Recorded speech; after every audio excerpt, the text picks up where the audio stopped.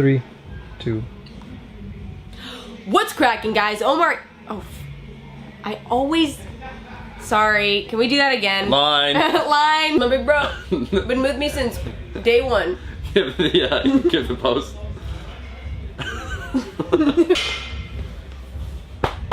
Oh my god! Did that hurt? That really hurt. Actually? Icebox 291. You great still name. smashing?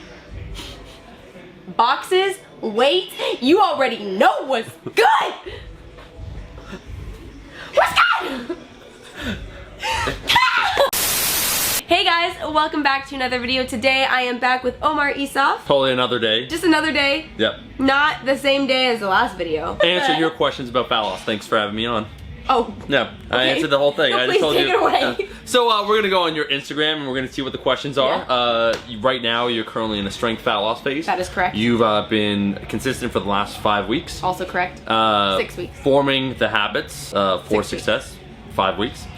And we're gonna go over those questions that you guys Yes, asked. we are. Yeah. So basically, as he just said, I posted on Instagram because obviously this guy is very, very knowledgeable and he has a lot of information that he can share with you guys. Also guys, before we hop into this video, if you guys are enjoying these style of videos with him, make sure to like the video, comment below what you would want to see us talk about next, and we will make that happen for you guys. But you have to like the video. If you don't like the video, then I'm not gonna know. Can we get this video to 565,000 likes? It's never been done before. Let's I thought you were gonna say Let's 5,000. get this video to 700,000 likes, and we will make sure to drop our third collab. Collab. Isn't that what you say? That was a joke from Collab. 2013.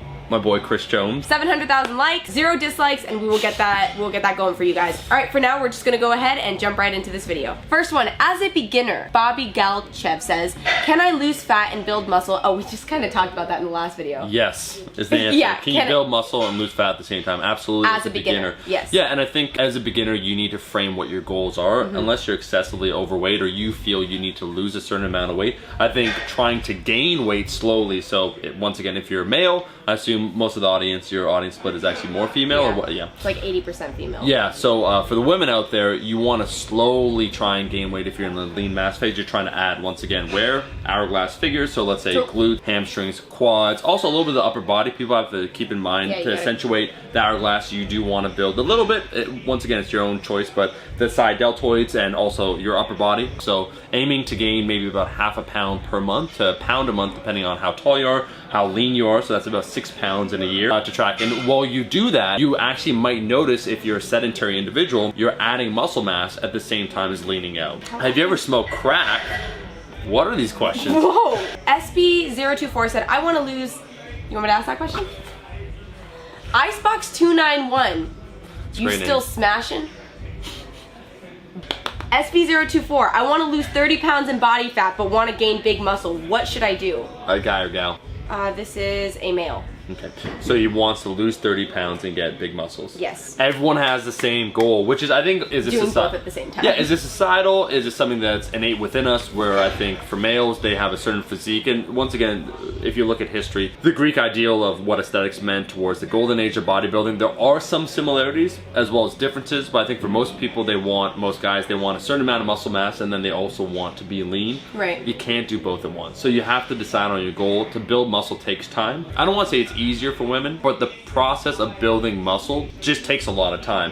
For a guy to look like how he wants to look will take at least probably 3 to 5 years minimum. I think for a woman who is intelligent, that is consistent with their training and has a realistic goal, as long once again you're starting at a healthy body fat percentage, you could probably accomplish the goal within 2 years. To answer his question, you got to prioritize what you need. If you have 30 pounds you need to lose a weight, maybe start with that first, and then go on a 1 year, 2 year lean mass phase. I'm an advocate of going on a longer bulk. Licky, I don't know how to pronounce that, but she says, "Does birth control affect fat loss?" Some people do report when it comes to birth control, some numerous issues of Water retention, hormones, balance, all that. And so that's something you definitely should talk with a medical professional over. I think the big thing I would try and emphasize for everyone out there is that fat loss really is, in order of priority, your calories, then your macros, micros. Hormones definitely play a role. If you feel that somehow the birth control you're on is negatively affecting you, your outcome, how your body looks, you can speak to a medical practitioner about that. Sure, I agree. Charlie Nguyen is Omar still bulking? This is more of a personal question. That's a personal. What are you trying to say? I'm not looking soft? Well, he Is that also what added LOL after. Ouch. We'll just move on to the next question. I've actually been cutting for the last 3 months. I'm the leanest I've ever been. I don't know why they say such a thing. I don't know why they're asking me this. Alyssa says, tips on minimizing muscle loss when trying to cut for a powerlifting meet, also tips for losing fat. I like that question. Yeah, I like that too. The longer you choose to do a body recomp, the more favorable it will be in terms of how much muscle mass you retain. I don't know how long you have until your powerlifting meet, but the longer you can space it out, that fat loss that you want. So probably for most competitive lifters, they have anywhere between 6 to 12 pounds to lose when they want to get into a weight class. And for most people too, after they get to near their weight class, they'll do within the last 24 hours last week a water cut, so they'll lose an additional 2 to 3 pounds. But for that 6 pounds you need to lose in terms of weight, I would try and do it over a long span. One, to maintain your strength. If you lose weight too rapidly, your strength can go down. For women, I'd say any amount of weight that you want to lose, double that by the amount of weeks. So if you want to lose 6 pounds, at least 12 weeks. You know? Okay. To be realistic, you want to be realistic. You want to arrive actually early. You don't want to be panicking. During your last 3 weeks of prep, you're trying to lose peak, a pound a week or something. Yeah, you're trying to peak your numbers. So you're trying to get stronger and you're trying to rapidly lose weight. It's not a good combination. So slow and steady. And that's what I recommend for everyone out there. If you're a female competitor, not being over 10 pounds, what your competitive weight be or weight class at any one time. Janie Ali, this is a pretty cliche question, but I understand it. Why you gotta insult the person? No, because this is like the most common question you fucking loser. No, because I asked the same thing. I'd ask the same thing. There are honestly no bad questions in my opinion. There are. This is not one of them. Easy ways to up your protein. Because it can be hard when you either don't want to have, protein shakes all the time, maybe they bloat you, or you don't want to consume a lot of meat. So what are some ways around that? People sometimes get too caught up on complete protein sources, and that's why they'll advocate whey protein. Right. But really when you take a look at vegetarian protein sources, so beans, lentils, over the course of the day what you eat, you'll essentially have a complete amino acid profile. So beans and lentils, if you take a look at the amount of protein they have per serving, very, very high. Yeah. And once again, for women, if you're 120 pounds, 130 pounds, and you're probably, let's say, around 20% body fat, so once again, maybe around 100 pounds of lean weight, something along the lines like that. That's just a rough estimate. That's basically the amount of grams of protein you should be eating. If you have a serving of beans, lentils, even oats, quinoa, nuts, buckwheat, and nuts, seeds, and if you eat your micronutrients, so vegetables, if you eat kale, spinach, and you take a look at that, it actually probably adds up to 1-2 extra grams of protein throughout the day. So you add all that up together, and it should be pretty easy to hit 100 grams without, externally supplementing with a protein source like a whey protein. Exactly. And I will say for myself, I just recently started making smoothies, and the biggest thing for me was obviously to make sure that I was getting my fruits and veggies in, and that's just a quick, easy way for me to do it. And with that, Whole Foods has a ton of options. I recently bought hemp protein, and there's like 20 grams per 4 tablespoons. And just like you said, so when you're combining that with the kale, the fruits, oatmeal, all of that in one smoothie, you can easily get 20 to 30 grams of protein in a smoothie. Find basically the sources of protein you enjoy the most. Like if you don't like beans and lentils, cool. There's a ton of other ones. There's so many other options. Okay, this is a good question. Kriya 55. Omar, god damn it. I was just checking the time. No, you were on Dropbox. I saw you. Kriya 544. I've got really big love handles, but overall small body. Should I be in a calorie deficit or surplus? Again, I think this is a subjective measure where you might feel, and I'm not trying to insult you, that your love handles are big, proportional to your body. If that is the case and you do want to lose the weight, understand that you can't spot reduce fat. It's just your overall body fat percentage, so you would need to be in a deficit. Do you want to be in a deficit? Do you want to, come to terms with the fact that maybe for a particular area, and I'm actually in a similar space, that one of the last areas for me to lose body fat is my love handles, you might need to get pretty damn lean, which means you might need to be in a fat loss phase for quite some time. I will say, like, the only way that I was ever able to get rid of my, I always forget what they're called. Saddlebags. Oh, I hate that word. Yeah. But my saddlebags is when I got super lean. And even then they were still there, not to the level as they are now. Generally, the places that you already struggle with are going to be the last area that loses fat. That's just how it is, and it sucks. And one thing I want to emphasize just real quick is that muscle gives shape to one's body. So even if you do have love handles, by accentuating that hourglass, so by building up your glutes, the side of your glutes, the upper body as well, it can kind of make everything blend in, and what was love handles before will actually just turn into curvy hips. Can you lose weight simply walking daily and a proper diet? Seven Goddess says, can you lose weight simply walking daily and a proper diet? Yeah. I say yes. Yeah, definitely. Yeah. I think for a lot of people out there, especially the women watching this video, the question has to be, why strength train, or why do any loaded barbell movements at all?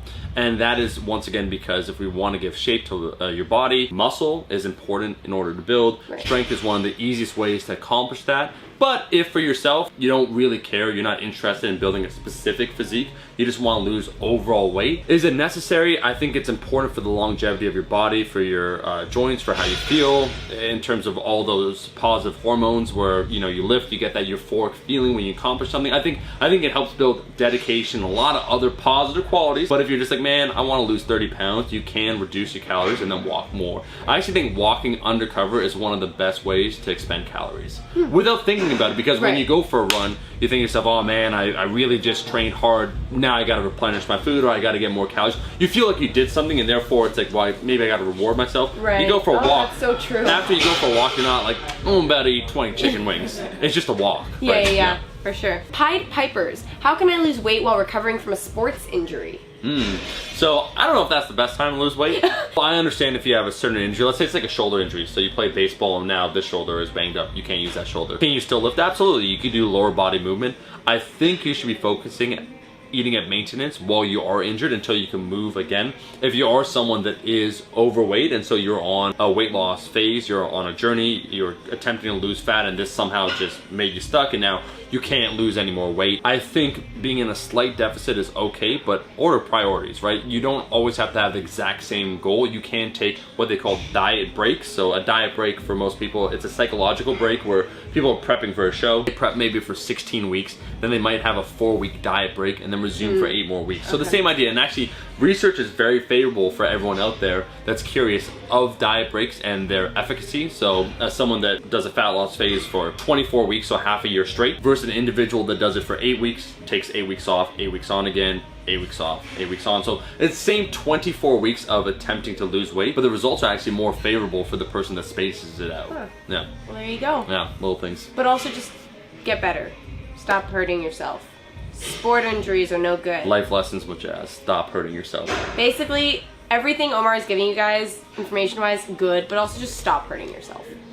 Next question. Ollie Benham says, if you're someone who is skinny fat, should they bulk or cut first? I know you kind of already touched on this, but I could address is there this. one that you would say is better for your overall body composition? It depends on how comfortable you are with the long-term journey. So when people say skinny fat, what that means is that in clothing, they might look fine, but when they take their top off, they essentially have a higher body fat percentage. So your weight, your actual weight, your absolute number might be pretty low, but your muscle mass is non-existent. People have different definitions, honestly, of what skinny fat is. Yeah. And there are some subjective measures. But when it comes to your body composition, your fat level is too high despite having a lower overall weight. I would say if you could resist the urge to go into a fat loss phase, getting acclimated to weights and getting stronger so you have a better base, you have more muscle mass, which that will when only... you do lose the weight. Yeah, it will give you also the shape. So I think for women in particular, whereas guys being skinny fat is just an issue of body fat percentage where you need to lose that weight and build some muscle. For women, if you build more muscle, it gives you a more favorable, by traditional standards, physique, right? So accentuating certain areas. So you say, I'm skinny fat, like, oh, I don't like the shape of my butt or this and that. It's like, you add some muscle mass to your glutes and your glutes overall will start to look better. They'll stop looking like a skinny fat individual where, I guess the phrase would be saggy,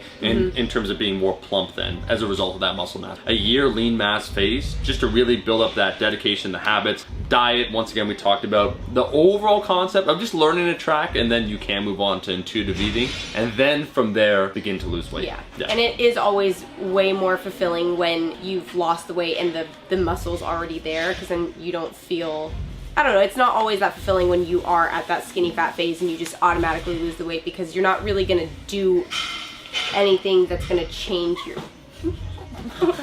I feel like you just started going like I feel that. Josie or Hosey? I don't know what Jose. this is. No, but there's an I in there. Which person? Right here. Oh, I have no idea. Yeah. Well, they asked, what do you both think on a 4-day fast, just water? No. I have seen a few people doing this. No. And why? So this is an example where people conflate research with what their goals are. So they'll see a study and then they won't read the entire thing, maybe just the abstract, or there'll be a headline. We're in the headline generation. I think for everyone out there, your goal right now, I'm guessing, Josie, Josie, Jose and the Pussycats.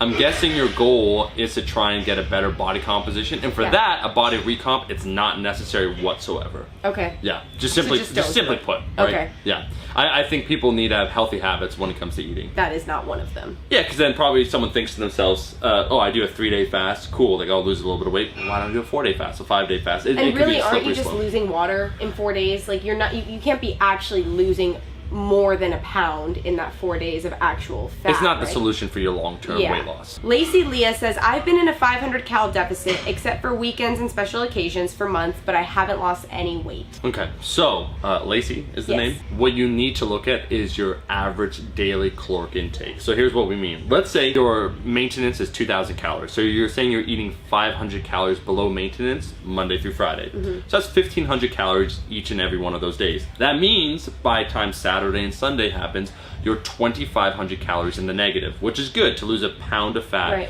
If we're just going by absolute numbers here as an example, it's 3,500 calories. So you're pretty damn close. But what are you I'm eating assuming on those weekends? On the weekend, you have to be eating, you're making up that lost amount. So that 2,500 calories, instead of eating 2,000 calories in that day, maybe you're eating 2,500, maybe you're eating 3,000. So if you look at your average daily caloric intake, it's probably around 2,000 calories. So you're good throughout the week, and then on the weekend you splurge.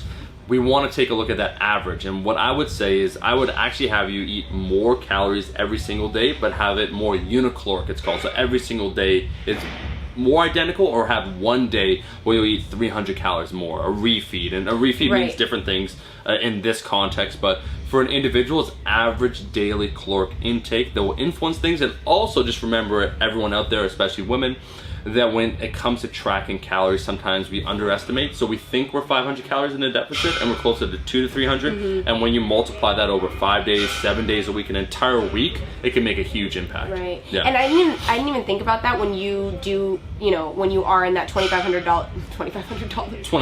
bucks. When you are in that 2,500 calorie deficit, it is so easy to immediately get an additional 1,200 calories in one day, an additional 1,300 calories the next day, in just basic things like burgers, snacks, going out with your friends. 4 drinks and you're done. It's that's so true. Yeah, even just alcohol. Like, it's so easy. And on top of that, alcohol slows down your metabolism, so that's also probably not helping, right? Yeah, I think I think a moderate alcohol consumption can actually be okay, but it's just that I think you make sloppier choices when you're drunk.